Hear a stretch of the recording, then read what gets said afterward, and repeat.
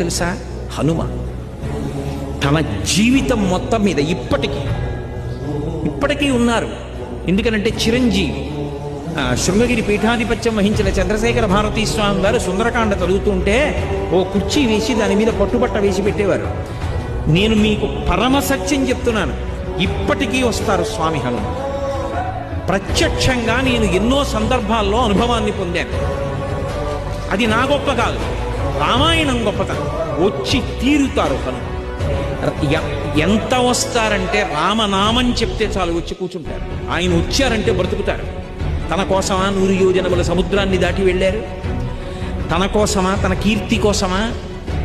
పరులకు ఉపకారం చెయ్యడం తప్ప తన జీవితంలో తన కోసము అని తానొక పని చేసుకున్నారు హనుమ అని ఆయన జీవితం మొత్తం మీద నాకు చూపించండి.